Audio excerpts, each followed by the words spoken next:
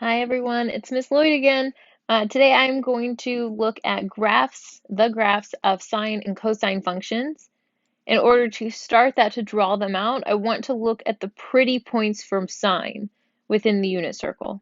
So whenever we're looking at the sine of zero, our sine of 0 radians is going to be 0.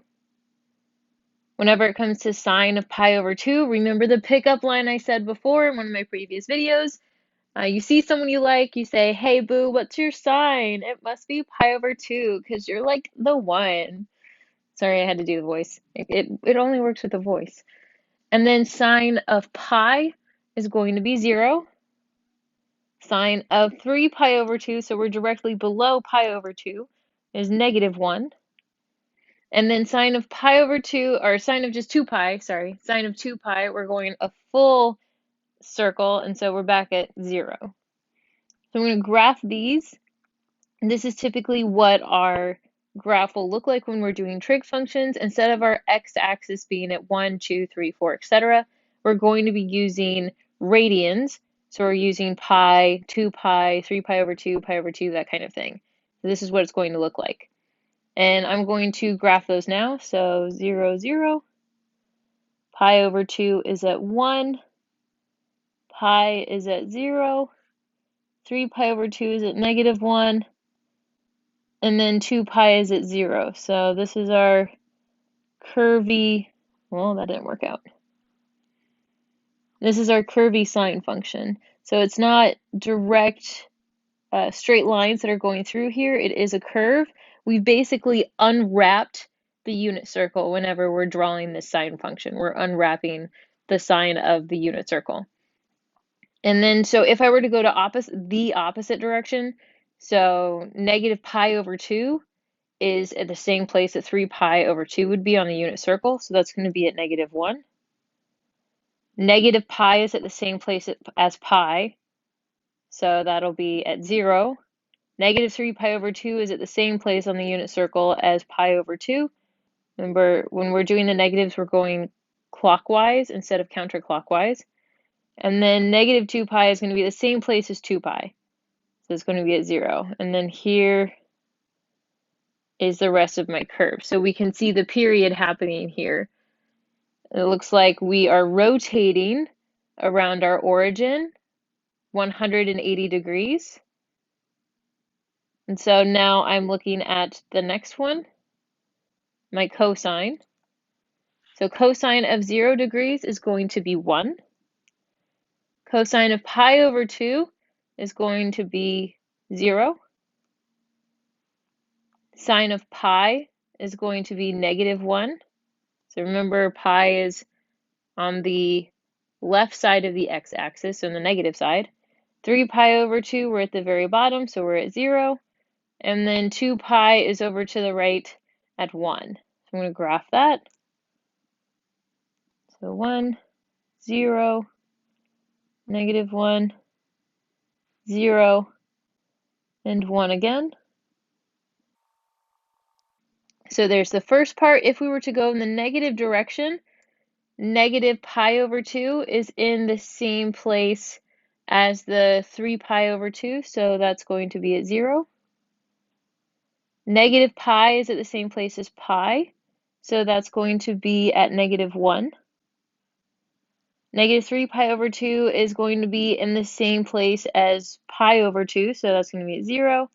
And then 2 pi and -2 pi are at the same place, so that's going to be at 1 again. So draw in this curve as best I can. It's not as pretty as I would like, a little lumpy, but aren't we all? And so here, this one reflects across the y-axis. Sounds like things we've done before, right?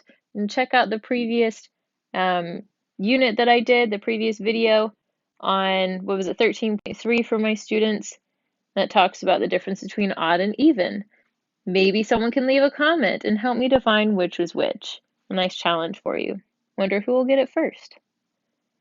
So when it comes to amplitude, both sine and cosine have a maximum of 1, so they don't go higher than the 1 on the y-axis. And they have a minimum of -1, so they don't go further than -1 on the y-axis. Half of this difference, so the difference between is 2, so there's 2 full units between 1 and -1. Half of that is called the amplitude. So sine and cosine have an amplitude of 1. So then here is a basic sine function. We could have cosine in there as well. It doesn't really matter. That a, whatever's multiplying with your sine function, is going to be your amplitude. Your period is going to be defined by whatever the b is. So we know a normal period for a sine or a cosine function is going to be 2 pi, a full unit circle. So in order to do a period, if we have something else multiplying or something multiplying with that x, so whatever the angle is, we're going to have 2 pi divided by b, whatever is multiplying there.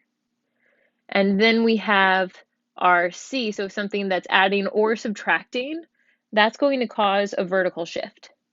So if we have a positive c, it's going to shift up c units. And if it's a minus c or a negative c, we're going to shift down c units. So our first example, they want us to graph y is equal to 2 times cosine of x minus 1. One of the first things I like to do, at least for until we get used to what cosine and sine are and how to graph those, I like to graph the parent function. So my parent function is going to be just y is equal to cosine x. So I'm basically graphing what I graphed above. So I'm going to start with that. Cosine always starts at 1, goes down to 0, -1, 0, back up to 1. So I'm just going to graph all of those pretty points. So pretty points is in none of the ones that have square root of anything in it because that's kind of gross. No one wants to actually put that on a graph. Except for maybe my coworker, Mr. Costas. All right, so now I'm going to look at what's multiplying. So whenever I look at these, we want to go in the same order as the order of operation. So multiplying, we're going to worry about that before we worry about the addition or subtraction. So this 2 is going to tell me what my amplitude is. So my amplitude here is 2 because it's the one that's multiplying with my cosine, which means all of my y values, I'm basically going to multiply by 2. So I'm going to take all of my y values. So here I have a 1, so it's not going to turn into 2. 0 is still 0. -1 turns to -2. So I'm going to change all of these.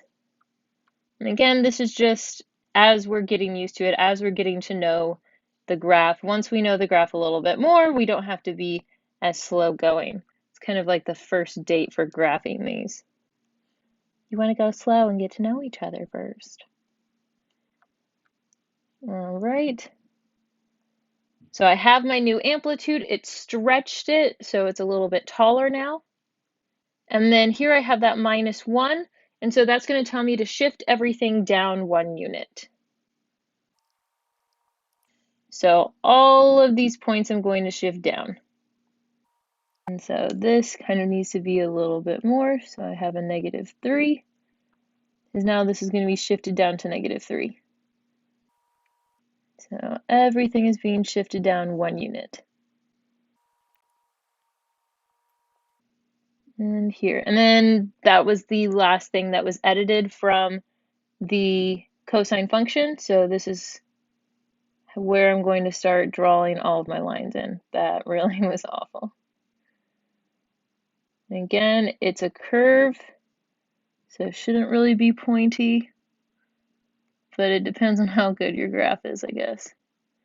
This one is not my best in all honesty. All right, so then here's my graph. So again, I like to start with the parent function, work on the amplitude, multiplying my y values, and then do any shifting. Next one, we have our parent of just sine. So y is equal to sine of x. And so sine starts at 0, 0, and then goes up to 1, back to 0, -1, 0, and then repeats. Same in the opposite direction. So now I have this 3 here that's telling me that I'm changing my amplitude, so everything's going to stretch. And then this 2 on the on the inside is going to be changing my period. So where I did have just 2 pi, I am now dividing by my b, which is 2. So my period is just pi. So everything that normally happens within 2 pi, so the going up, getting to 0, going down, and then back to 2 pi, that's going to squish in and only happen during 1 pi revolution. So typically when that happens, what I prefer to do, because I'm a bit lazy, is I just change my x-axis. I'm not going to do that for this case just because I want you guys to see what it does to the graph. And then that 3, so my amplitude, is going to be equal to 3. So then that means I'm multiplying all of my, so this needs to go to 3. This also needs to go to -3. So all my y values are going to be multiplied by 3. This is going to stretch it. So with this one, it doesn't necessarily matter which you do first. So I'm going to do my amplitude first. So this is going to go to 3. That's going to stay at 0. It's going to go to -3, stay at 0, so on and so forth. And then I'm going to squish everything in. So basically everything's being divided by 2. So where I do have, so that's my x values, my x-axis is going to be divided by 2 is basically what is happening here. So I'm going to take where I am at pi over 2 and squish it into pi over 4. Where I'm at pi, it's going to squish to pi over 2, so dividing by 2. Where I'm at, what is this, 3 pi over 2, it's going to be squished into 3 pi over 4. And then where I'm at 2 pi, it's going to be squished to pi.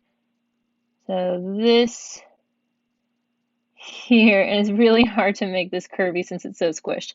This is 1 period. This is 1 revolution of everything squished in, of our final product. So again, I'm going to keep this going. So this will then go up here and then down to here, down there, back again. So after you do the first squish, it should be simple to continue because you're just repeating exactly what you did. So we have 2 revolutions or 2 periods within the 2 pi because we squished it, we cut it in half. And then I'll do the same for this area. So here, and then back up, and then down. And typically having 2 to 3, sometimes 4 revolutions, depends on what you can fit. So I'm going to stop here. I know that it'll continue in this same manner. And that's our final product.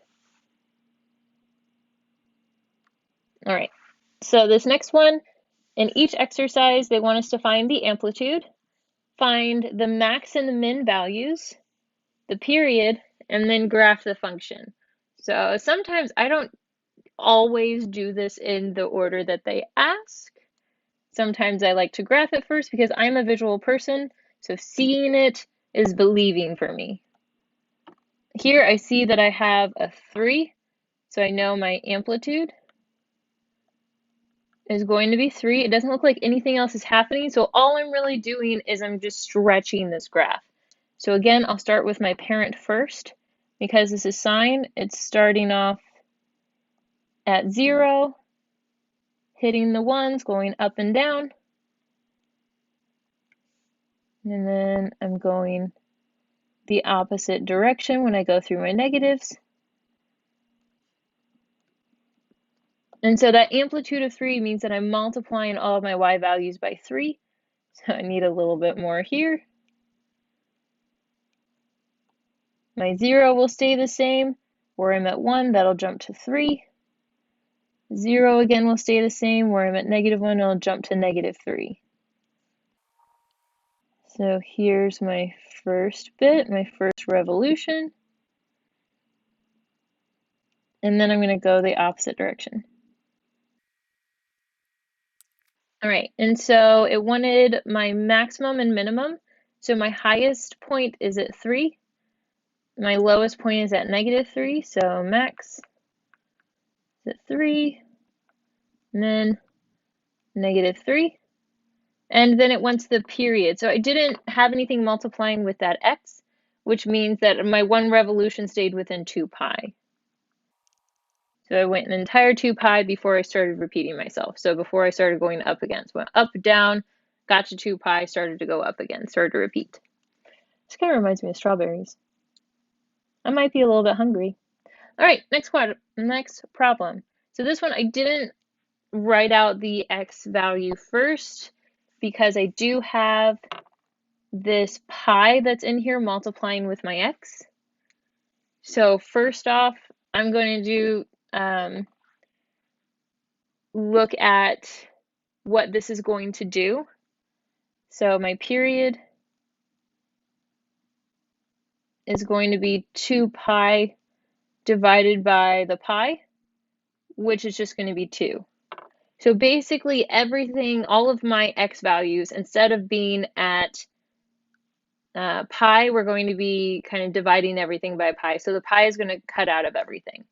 So instead of this starting at pi over 2, this is just going to start at a half because I've divided by pi, the pi is out. Instead of pi, this is going to be 1, and then 3 over 2, and 2, and then it continues, and then same in the opposite direction. So basically, it's going to be like a normal number line instead of with pi. And pi is just being cut out because I divided by pi. And this is still going to be 1 and 2. I should probably wait because the last 2 graphs I've had to go down to -3 or +3 up to +3. All right, here, this is saying that my amplitude is going to be 2. And then last thing I'll do is shift down 1. So I'm going to fill in my parent like I have before, and so cosine starts at 1. At pi over 2, it's down to 0, so at 1/2 it'll be at 0. So it's going to work the same way, just without the pi part. So here's my parent cosine function. Remember the amp we're going to start with first. So that means I'm going up to 2 here, staying at 0, down to -2. And then I'm going to shift everything down 1. So I do need a -3 here. And since that's the last thing that I do to my function, I can start drawing it in. That was awful. Sitting here thinking that it was starting to look so good, and I think it's worse than it was before, but you know what? This is what we're gonna deal with. Now it reminds me of a watermelon. I really am hungry. All right, so then we're done. And then this last one, we want to find an equation of the sine curve with a maximum of 1/2, a minimum of -1/2, and a period of 6 pi. So with my max and min value, remember the difference in between, we take half of that to figure out what our amplitude is, and our amplitude is going to give us the A. So basically we're looking at that y is equal to A times sine B of x, and then plus C out here if we have something of a shift up or down, which it doesn't look like we're going to because 0 is in between the 1/2 and the -1/2, so we're not going to have that shift. So here, I know we're doing halfway in between, so my amplitude here is going to be just 1/2, which means my A is equal to 1/2. So you take the difference between 1/2 and -1/2 is 1, divide that by 2, and it gives you your A. And then our B is determined by the period. So remember, the period is equal to 2 pi over B. So we've got 6 pi is equal to 2 pi over B. The 6 pi and the B will trade places b is equal to 2 pi over 6 pi. My pi's will cancel out, leaving me with just a third. Move this over a bit. So then instead of b, I have 1/3. That doesn't look like a 3. 1/3 x. And again, I know I don't have a shift, I don't have a c value, because 0 is in between positive half and negative half. So if I would have shift, so here I had a maximum of 1, a minimum of -3. 0 isn't in between 1 and -3. So I know I had to have shifted down in order to not be centered at 0. And then this is equal to y, and we're finished. So that's all I have for you today. My students, you can find your homework on the LMS page.